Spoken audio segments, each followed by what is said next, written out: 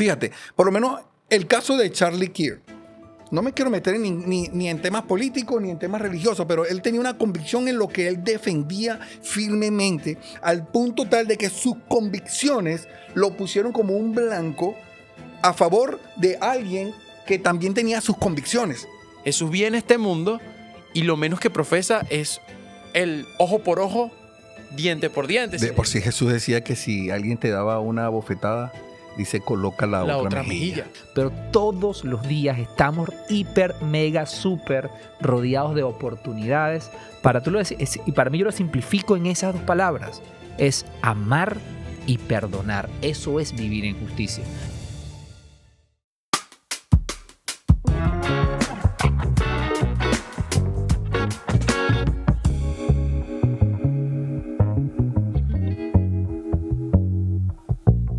Bienvenidos a Incómodos Podcast, el podcast donde todo lo que conversamos somos responsables los tres. Ninguno se escapa de nada. Mira, ahorita se le están olvidando las hoy cosas. Estamos grabando el episodio 85. Y una de las cosas que me gusta de este episodio es que estamos a 15 episodios, y esto es importante recordarlo, estamos a 15 episodios de una meta personal que nos dibujamos como equipo, que era llegar, o sea, como el primer hito del proyecto era llegar a los 100 episodios. Para poder ser un podcast verdadero. Y estamos a 15 episodios de eso. Eso es algo que Dios mediante lo vamos a lograr este año. Pero ¿por qué traigo eso a la mesa? Porque recuerdo el día 1 de la grabación, cuando dijimos 100, lo vi en estos días. De hecho, me salió un clip de esos primeros episodios. Y nosotros teníamos la convicción de que íbamos a llegar a los 100 episodios. Era un reto, era difícil, pero teníamos la convicción. Y la convicción es una palabra muy profunda. Cuando hablas de valores, cuando hablas de visiones, cuando hablas de planes, proyectos, convicciones muy personales. Y yo creo que esas dos palabras van muy de la mano y yo creo que por ahí nos podemos ir para debatir hoy. El tema que tiene que ver con el tema de la convicción y cuando esa convicción lleva a la controversia. Así es. Y no solamente teníamos la convicción de llegar a los 100 episodios, sino también la convicción de lo que hablaríamos y a lo que nos enfrentaríamos. Porque de por sí nuestro nombre es Incómodos. Y que íbamos a estar tocando temas incómodos durante todos estos 100 episodios, que han sido de verdad... Sí. Nos hemos metido en unos temas que bien incómodos, pero que es necesario, porque es necesario tomar siempre una postura. Y todo esto en base a las convicciones que nosotros tenemos. No, y que ser una voz, eso recuerdo que también fue algo que hablamos, ser una voz para aquellas cosas que capaz piensas y nadie se atreve a hablar por lo incómodo que puede ser, pero siempre encontramos una manera de que sea debatible, y respetuoso, conversable y darle una perspectiva también de diferente. Bueno, ya deja de estar dando vueltas pues, y métete en el tema de una. Decía así de esa manera. No, o sea, yo voy a hablar personalmente lo que me ha pasado estas últimas semanas y es que no entiendo realmente me cuesta entender todos los sucesos que está pasando dentro del mundo. No tanto porque tengo una postura, porque mis convicciones me hacen tener una postura capaz muy lineal al momento cuando la veo, sino las matrices de opinión acerca de sucesos o siniestros que nos han estado aconteciendo. O sea, desde pérdidas humanas hasta posturas de justicia que yo puedo llamar como, wow, ¿en verdad se merece o no se merece esto? ¿Cómo debe ser mi postura ante esta situación? Por poner algunos ejemplos, el suceso de Minneapolis, el siniestro que vivió esta chica ucraniana dentro de un autobús y el último que fue el activista Charlie Kirk en uno de sus debates, el cual pierde la vida bajo una situación de un tirador a cierta distancia que le quita la vida, y todo esto ha generado matrices de opinión acerca de no solo del punto de vista de la justicia, sino también de cuál es nuestra postura ante nuestras convicciones y de qué lado estar. Y eso es una de las cosas que más ha estado como rondando en mi cabeza, de que necesito estar en debates, necesito alzar la voz, el cómo debo afrontar esta situación, o sea, qué debo hacer ante estas circunstancias. Mira, normalmente cuando nosotros escuchamos este tipo de casos, como ese o cualquier otro, nosotros tendemos a tomar una postura, ¿sí? O una postura de una justicia correcta y decir, estuvo bien, o la justicia del otro lado donde dice, no estoy de acuerdo, estuvo mal. Pero normalmente tendemos a tomar una postura. Las redes sociales juegan un papel muy importante en todo, según la postura que tú tomes y según las convicciones que tú tengas. Porque tú puedes tener una postura de fue injusto, pero Pero te puedes ver movido por la presión de las redes sociales y la cantidad de elementos que se están moviendo en ese momento para conducirte a que tú creas esto o tomes una postura totalmente diferente. Es que yo creo que va más por ahí. O sea, yo creo que una de las primeras reflexiones que coincido mucho contigo, Ale, o sea, es abrumador lo que ha pasado en los últimos 3 meses, porque o sea, mencionaste 3, pero pudiéramos poner 15. Y en estos días yo escuché un término que me gustó mucho y me llamó mucho la atención, que eran las ideologías algorítmicas. Es decir, hoy en día existe esa necesidad de probar o de debatir o de dejar expuesto que yo tengo la razón. Sí. Y yo tengo la razón porque tengo una profunda convicción de que la tengo. Y esa profunda convicción viene muy argumentada por una matriz muy estructurada de contenidos que yo he estado consumiendo. Así es. Y yo creo que se los comentaba en estos días. Porque tú realmente crees que tú estás escogiendo lo que tú consumes. Claro, porque pero tú no escoges lo que tú consumes. No, en la mayoría de las veces eso hay que estar muy consciente que no es así. Exactamente. A mí me pasó algo muy interesante en estos días y creo que se los comentaba. Yo por un tema de algo que me pasó con el teléfono, no podía entrar a ninguna de mis cuentas en TikTok. Y empecé a navegar bajo un usuario nuevo que no estaba... Y a mí me llamó muchísimo la atención. Y yo decía, esa era como si estuviera descubriendo otro planeta. Otro mundo. O sea, yo decía, pero esto es noticia. Es así. Y la gente está hablando de esto. Y la gente está hablando de esto. Y mira esto que está aquí. Y mira esta matriz. Y era que, wow, yo vivo en una burbuja totalmente algorítmica. Y esa burbuja, obviamente, profundiza mucho mis convicciones y de alguna manera sesga puntos de vista. Y por eso, cuando tú ves una persona que defiende, desde mi punto de vista, en algunos casos, lo indefendible, lo defiende muy... La palabra es muy fea, pero bajo cierto estado de manipulación. Entonces, se dan estos debates que de alguna manera, yo no sé si en verdad son debates, sino es una necesidad de probar y de gritar que yo tengo la razón. Yo tengo la razón. Sí, Estamos en una batalla constante. Hace poco estaba viendo una entrevista que le hicieron a Sam Altman, hablando un poquito de, bueno, es de la inteligencia artificial, pero todo de la manera en que las personas se apoyan en usar herramientas, sea redes sociales, sea inteligencia artificial, y sean estos algoritmos, de quién está regulando la manera en que pueda fortalecer algo negativo en tu vida. Es decir, yo quiero hacer un arma biológica que atenta contra la humanidad y utilizo la inteligencia artificial o utilizo un conocimiento y me va a apoyar haciéndolo. Entonces él le preguntaba, ¿y tú estás consciente de eso? Y él decía, sí, pero eso es parte de la herramienta o la forma del ser humano. O sea, prácticamente lo que dijo, eso es parte del el reflejo del ser humano masificado o exponenciado bajo esas circunstancias. Yo creo eso. Yo estoy de acuerdo con esa línea de pensamiento. O sea, hay mucha gente que dice, no es que la inteligencia artificial nos va a hacer brutos o la inteligencia artificial nos va a quitar trabajo. Y a mí una de las frases que más me ha gustado de la inteligencia artificial últimamente es que la inteligencia artificial realmente es un reflejo, magnifica lo que esa persona es. Sienta a una persona frente a cualquier inteligencia artificial y ponla a debatir de cualquier tema. El output, lo que te va a dar, es 100% lo que esa persona es. Entonces, eso, de alguna manera, yo sí creo que va a amplificar... O sea, que podríamos decir que tal es su inteligencia artificial, tal es él. Es un reflejo, magnifica, es un espejo. O sea, la inteligencia es un espejo de esa persona. Igual que ahorita podemos decir que si yo reviso tu algoritmo en tus redes sociales... Tal cual. Va a... Define un poco la figura de Julián. Tú sabes que eso es tremendo porque muchas personas no permiten que revisen sus teléfonos, sobre todo la nueva generación, porque tú los vas a descubrir.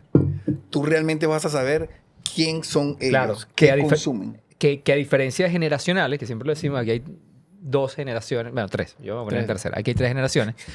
Antes había una generación que no quiero que veas mi teléfono porque lo hago que ocultar. No, ahorita no se trata de eso. En las nuevas generaciones no quiero que lo veas porque de alguna manera vas a tener una idea de quién realmente soy yo. Porque basta con agarrar tu feed de 2 redes sociales y ya yo puedo tener una idea realmente de quién eres y cómo piensas.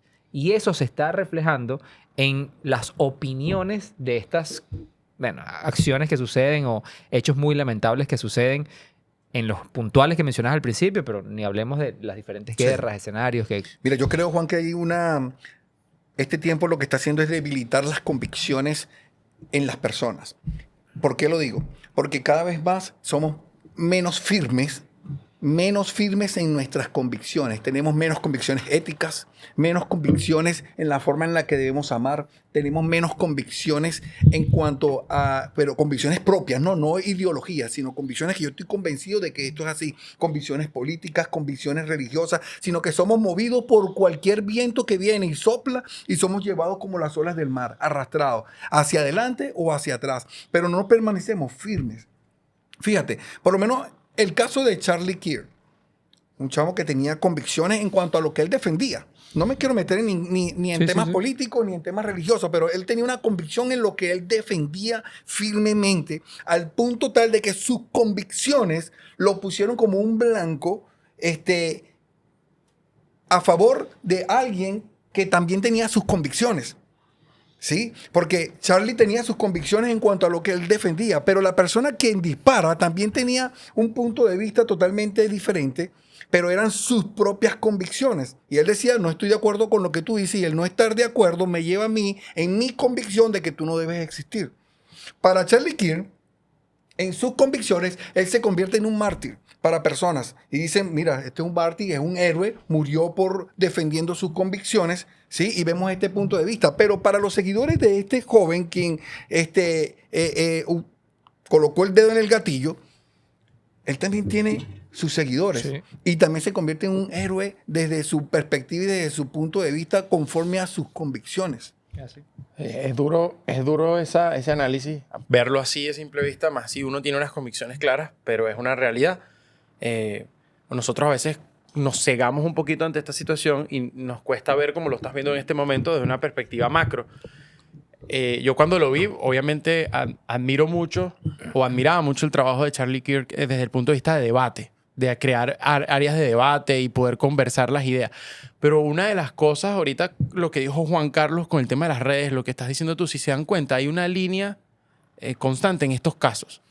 Y es que la otra contraparte tenía una vida oculta en las redes sociales.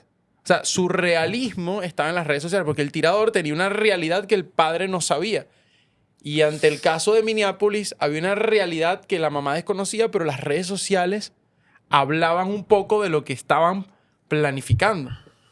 O sea, es una de las cosas que yo digo, Dios mío, es una pérdida, que lo hemos hablado acá, de identidad grave la que estamos viviendo. O sea, es una pérdida del ser realmente, de lo que somos, del corazón, que ahí está el mal. Ahorita estábamos, antes que llegara Juan Carlos, discutiendo con Julián de dónde se origina todo dónde está el problema. El problema está en los valores de la otra persona, en las convicciones. ¿Dónde está el problema? Porque llevamos tiempo viendo posturas muy radicales, o sea, posturas humanas muy radicales. ¿Y quién se merece qué? ¿Qué justicia merece uno y qué justicia merece el otro? Entonces, es una de las preguntas que nosotros estábamos debatiendo, porque ¿dónde está el problema?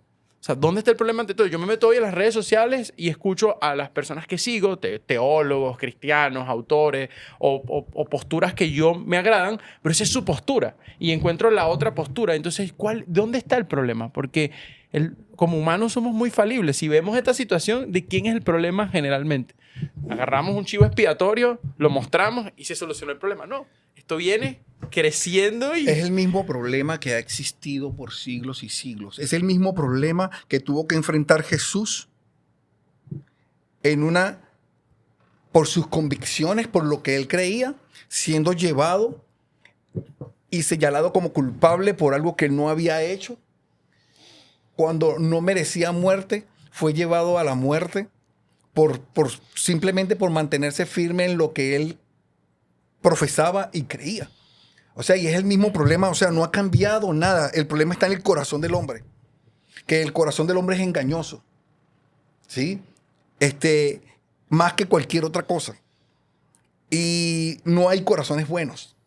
O sea, por sí mismo no hay corazones buenos hasta que estos corazones son transformados. hasta que estos corazones son transformados y conocen el verdadero amor. Porque nos movemos por medio de la justicia de este mundo. Y la justicia de este mundo, por supuesto, cada uno de nosotros quisiera hacer justicia. Si a mí me hubiesen matado a mi hijo en lugar de Charlie Kirk, porque es algo que tenemos que pensar. Totalmente. Pensamos en Charlie Kirk como un ser humano aislado, pero piensa que esa persona era tu hijo, o piensa que esa chica que iba en el tren era tu hija. Y No, entonces tú y lo pides... de Minneapolis, o sea, pensemos en los niños. Y pensemos Niños. exactamente, O sea, pensemos en los niños que estaban viendo su clase inocentemente, como todo niño, divirtiéndose, feliz porque estaba en su clase, en su iglesia, en el salón donde estaba, y de repente viene un asesino y los mata. Ahora, cuando te pones en los zapatos de estas personas, de estas familias, entonces allí cambia la cosa. Pero es que al final yo creo que hay una necesidad, y esa necesidad yo, nuevamente, sin tomar ninguna posición, lo que veo, y nuevamente cuando escucho tu posición como individuo, si esto me pasara a mí me ratifica mucho más que siempre hay una necesidad, cuando vemos un acto de estos, hay una necesidad intrínseca en el ser humano de buscar justicia. Sí. O sea, siempre como es natural. O sea, si yo veo esto y para mí lo que acaba de suceder desde mi punto de vista, desde mis creencias, desde mis convicciones, ese acto contradice lo que yo creo, yo necesito de alguna manera que se haga justicia. Obviamente, hoy en día esa justicia se ve manifestada de una manera muy exponencial al el tema del poder que todos tenemos de poder emitir una opinión, que esa opinión se transforma en un contenido, que ese contenido puede generar una matriz de opinión inmensa. Porque de un contenido, de hecho lo hablábamos de un comentario, perdón, lo hablábamos en uno de los primeros episodios que grabábamos, un solo comentario puede traer un juicio y puede traer acarrear una cantidad de cosas sobre una persona. Entonces todos tenemos esa necesidad de ser juez. Y en el mundo en que vivimos hoy, de alguna manera, intervenimos en eso. Tú lo decías hace rato. Yo hoy abro mis redes sociales y veo a las personas que yo sigo, teólogos, y luego dices, pero por otro lado me encuentro con la otra verdad. Y realmente te encuentras con la otra verdad. O sea, porque tienes que indagar, tienes que buscar. Wow. O sea, tienes que curar mucho para realmente Estamos llegar viviendo a en diferentes matrices paralelamente. Son mundos totalmente paralelos. A mí me llama muchísimo la atención en cualquiera de estos tres temas que hemos tocado, y vuelvo, insisto, hay muchísimos más. Cuando uno se mete a indagar profundamente en los debates, en los comentarios.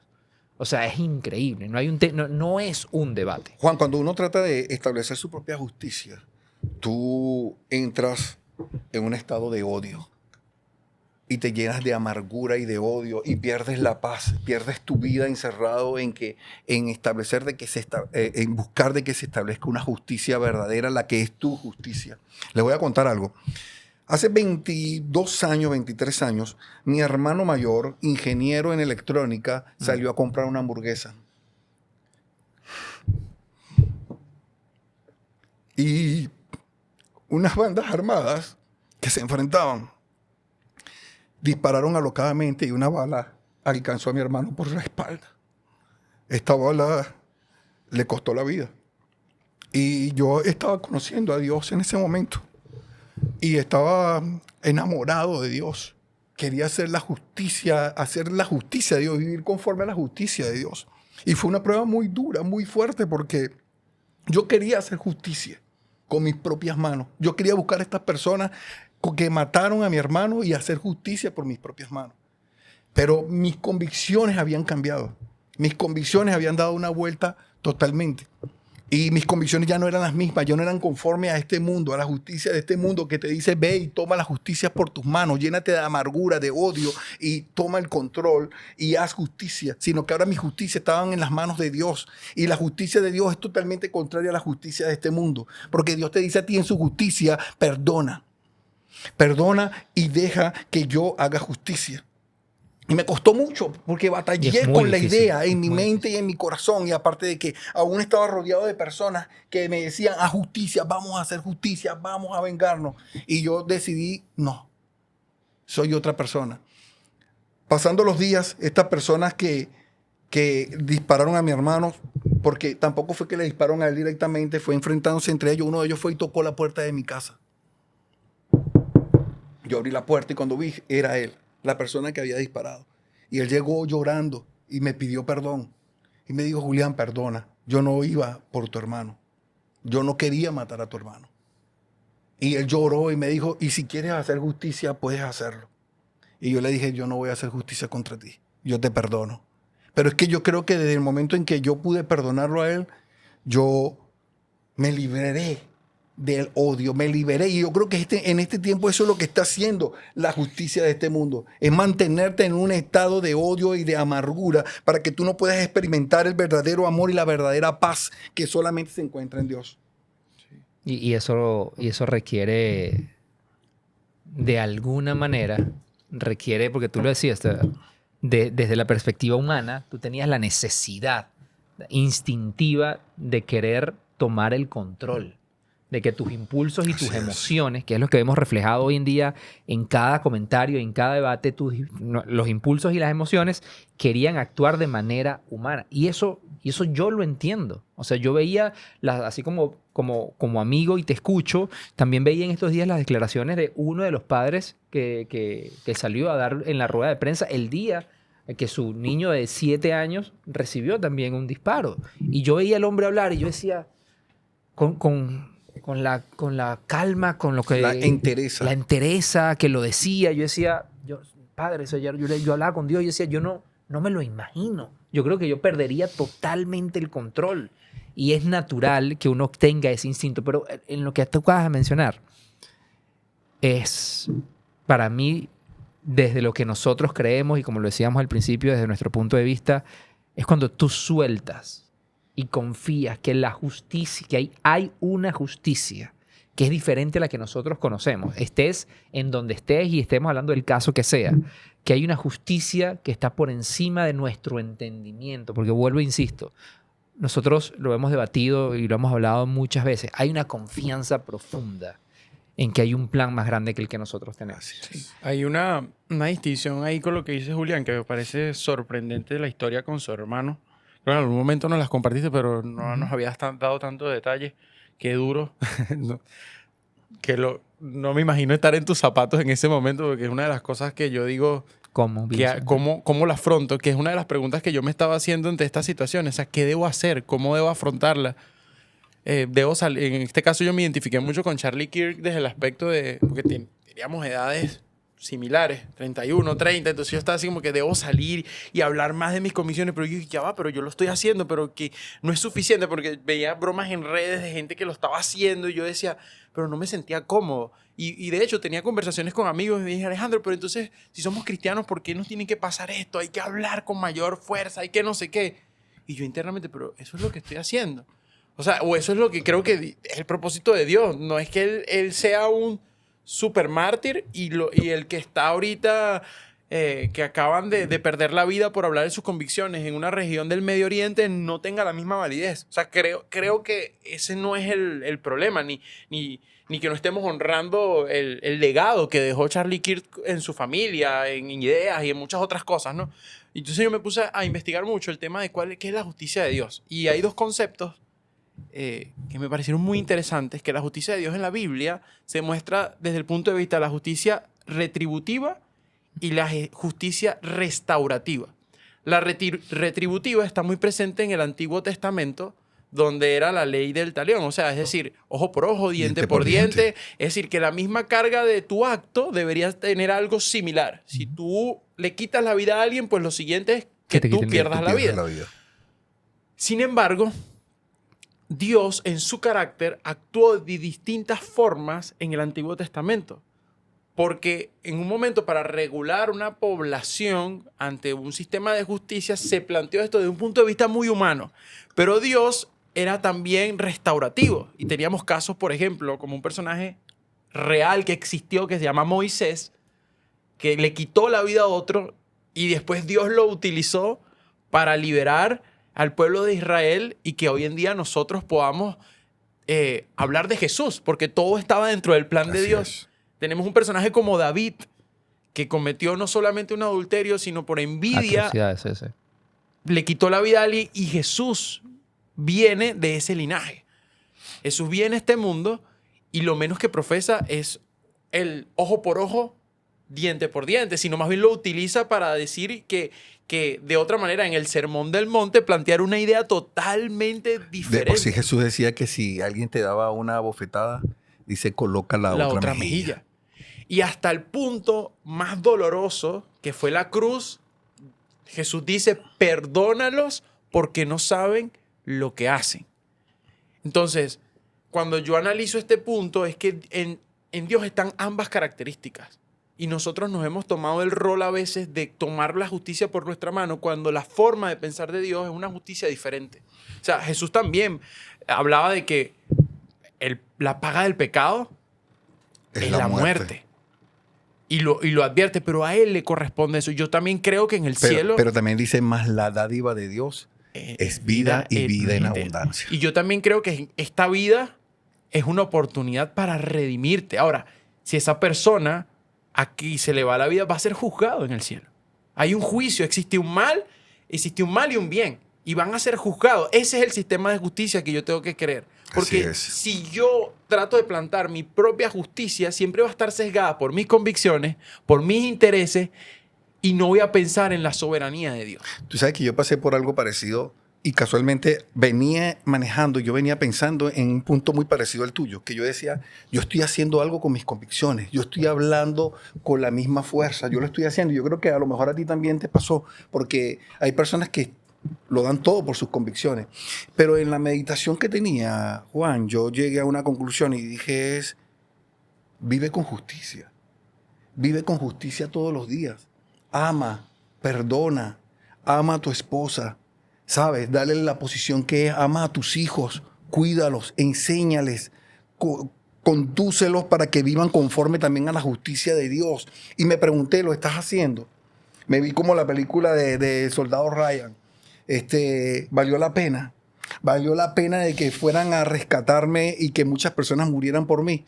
Y me hice esa pregunta, ¿ha valido la pena? ¿Lo he hecho bien? Porque eso es algo que tenemos que preguntarnos. ¿He vivido con justicia y con la justicia de Dios en mi vida? Yo estoy reflejando la justicia de Dios cuando yo camino y las personas ven esa justicia en mí, en todo lo que yo hago y la forma como actúo. O sea, porque si lo estoy haciendo, entonces yo estoy viviendo justamente. Es que yo creo que estamos viviendo en un mundo que a veces, si nos ponemos a profundizar mucho, la conclusión va a ser muy similar a la que probablemente tengan muchas personas en este momento. Estamos viviendo un mundo que está como colapsado, un mundo donde los valores cada vez se pierden más, en un mundo, y vamos a llegar a un escenario muy, muy caótico. Y probablemente sea cierto.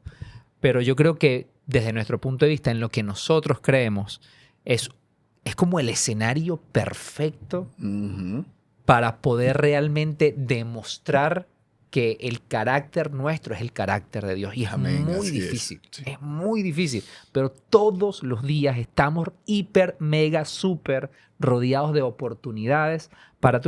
Y para mí yo lo simplifico en esas dos palabras. Es amar y perdonar. Eso es vivir en justicia. Ponle el caso que sea. Yo he visto, a mí hay casos que me choquean mucho. Hay casos nuevos, muy nuevos, como los que acabamos de mencionar, pero históricamente se han escuchado de grandes historias de padres que visitaron cárceles a visitar a los asesinos de sus hijos para darles el perdón. Hay historias increíbles de esto, no películas, historias de la vida real. Entonces, ¿cómo se hace eso? Pero eso es la exigencia realmente de parte de Dios. Pero cuando tú amas y perdonas, estás reflejando el carácter de Dios. Y estás dejando en las manos de Dios que su justicia sea la que prevalezca por encima de la que nosotros queremos ejercer. Que obviamente la justicia totalmente ejercida por humanos siempre va a ser imperfecta. Pero vivimos en un mundo imperfecto. Entonces, es difícil, sí, pero es como... donde más oscuridad hay, es donde las luces más brillan. Y así lo veo yo. O sea, yo veo como que, si yo me meto en este debate, a nosotros cualquier cosa que nos comenten en las redes sociales, y dices, bueno, ¿cómo respondo? O sea, ahí son oportunidades, ir poniéndolo en cosas como esas. Pero luego en el día a día, sí, con tu esposa, con tu familia, con tus hijos, pero con la gente que te rodea. O sea, no vayamos a los casos extremos que estamos hablando donde... son como las pruebas más duras, como lo que te tocó vivir a ti. Pero ¿qué pasa con esa persona que tuviste una discusión tan tonta hace 3 días y dejaste que creciera y creciera y creciera y sencillamente ese amar y perdonar. Porque el mundo nos va a decir, No. siempre lo contrario. No ames. Te va a decir no ames. ¿Cómo voy a amar No a alguien? perdonas. ¿Cómo voy a amar a alguien que me hizo esto? No merece perdón. merece perdón. No podemos movernos por medio de las convicciones que el mundo trata de establecernos firmemente y de desplazar nuestras verdades por mentiras, que es lo que tenemos que cuidar. Siempre el mundo va a tratar de sustituir las verdades y nuestras convicciones por otras mentiras que están maquilladas de pequeñas verdades, pero que no son verdades. Y de eso también tenemos que tener mucha conciencia. No, y no dudar, y esto me lleva a una conclusión que tuve en esta semana, no dudar del carácter de Dios. ¿Por qué lo digo de esta forma? A mí unos amigos me decían, Alejandro, pero, oye, ¿sabes qué me hace dudar esto? ¿Por qué Dios permite estas cosas? Si era una persona buena, una persona que hablaba de Dios, una persona que tenía el amor de Dios. En el caso de los niños, estaban congregándose en un espacio donde estaba Dios. ¿Por qué Dios permite todo esto? Y es una de las preguntas que nos lleva a ejercer esa justicia. A decir, Dios, haz justicia, ¿pero por qué? Y eso nos puede llevar a un estado tan tóxico en nuestro espíritu que nos hace dudar de la soberanía de Dios. Y suena duro a veces decirlo porque puede parecer que no estoy siendo empático. No, lo estoy siendo, pero es una carga que nosotros como seres humanos no podemos llevar y nos va a hacer daño. Este mundo, hay algo que Dios le dio al ser humano que a veces obviamos y es libre albedrío. Es la capacidad de decidir, de decidir lo que va o no va a hacer. Porque es un Dios amoroso, porque nos ama. Y Él quiere que decidamos perdonar, Él quiere que decidamos amarlo a Él. Y por eso hay esta libertad. Ahora, el problema, que es mi conclusión, es en qué momento creí que yo soy, al aceptar a Cristo en mi corazón, que fue una de las decisiones más importantes que he hecho, y capaz hay alguien que está en ese proceso de aceptar a Cristo y acaba de aceptar a Cristo y está viendo esta situación y pone en duda eso. Al aceptar a Cristo, ya yo no pertenezco a este plano. O sea, mi identidad está en Dios. Mi identidad es de un Dios que tiene capacidades más allá de las que yo pueda tener, que creó un sitio que ni siquiera es este, y hemos hablado del cielo, que es perfecto. Entonces yo no puedo creer que estoy en el cielo aquí en la tierra. Porque en esta tierra reinan otras cosas. Y me voy a poner muy espiritual, pero reinan otras cosas. Reina el pecado, reina Satanás, reina el egocentrismo humano, y eso oprime espiritualmente el corazón de aquellos que no tienen una fortaleza. Lo oprimen y lo hacen que duden de aquel que le dio una identidad. Todo ha sido una lucha por encontrar nuestro origen, nuestra creación, el que nos creó a imagen de Él. Si eso no nos reencontramos hoy en día, todos los días con Él, nos va a costar aceptar que este mundo está atado a cosas que no vamos a controlar y que tienen una cadena espiritual. Es decir, si yo hoy me llevo el odio, ese odio se lo transmito a mis hijos y mis hijos van a seguir en eso y en eso no se va a acabar hasta que uno decida hasta aquí. Y es una de las perspectivas que yo llegué, wow, es vivir aquí como que si no estuviera mi ID no dice la tierra, porque si dice la tierra, voy a optar por hacer cosas que yo no voy a cerrar me van a llenar de orgullo. Voy a cerrar con una pequeña frase que escuché y en la cual medité mucho tiempo, que yo también me hice esa pregunta, ¿dónde estaba Dios? ¿Dónde estás, Dios? ¿Por qué permitiste esto? Y lo más probable es que hayan personas que estén pasando por situaciones muy similares a las que hemos hablado acá o las que se están viviendo en el mundo. Y te estés preguntando por qué me pasó esto o por qué le pasó esto a mi hijo, a mi esposa o a este ser querido. ¿Y dónde estaba Dios? Bueno, yo obtuve una respuesta y es que Dios estaba en el mismo lugar donde estuvo cuando vio a su hijo morir en la cruz del Calvario. Él está sentado en el trono, reinando y haciendo justicia. La cosa es que Él no hace justicia desde lo terrenal, como dice mi hermano Alejandro, mi pana Alejandro, sino que Él hace justicia desde la eternidad. Y esa justicia es mayor que la terrenal. Vale la pena ver. Recuerdo que en estos días me conectaba y ya con esto cerramos. Y veía en el canal de Charlie que nuevamente, más allá de las ideologías que él tenía, cada quien puede tener su opinión y estar de acuerdo en sus formas o no. Pero en ese canal, su esposa hizo un live. Porque recordemos eso. Más allá de todo lo que estamos diciendo, él era esposo. Era esposo, era padre. O sea, y yo veía las palabras de su esposa y decía, wow. O sea, ¿cómo? Nuevamente, ¿cómo se hace esto? Y palabras más, palabras menos. Es decir, no voy a citar las palabras textuales porque no tengo la capacidad de recordarles exactamente, pero la idea detrás era, yo no entiendo por qué esto está sucediendo. O sea, porque tú preguntas, ¿por qué Dios permite que este tipo de cosas pasen? Cualquiera de las que hemos hablado hoy. Y en verdad, en esta mesa ninguno tenemos la respuesta. ¿Por qué Dios no lo sé? O sea, yo no hubiera querido que eso pasara. Pero ella decía, yo como esposa, como creyente, yo no entiendo. No entiendo por qué esto pasó. Yo no entiendo cómo hoy yo llego y le digo a mis 2 hijas que su papá esta noche no las va a acostar. Pero lo que yo sí creo, y tengo una profunda convicción, es que Dios me va a sostener a través de esto. Y que a través de esto algo bueno va a salir. Porque creo en ese Dios, que su justicia es muy diferente a la que yo hoy como humana quisiera que se ejerciera. Porque ahí en este momento se están llevando procesos legales y va a haber sentencia. Lo que vaya a pasar, va a haber unas leyes, hay una justicia humana que se va a llevar a cabo.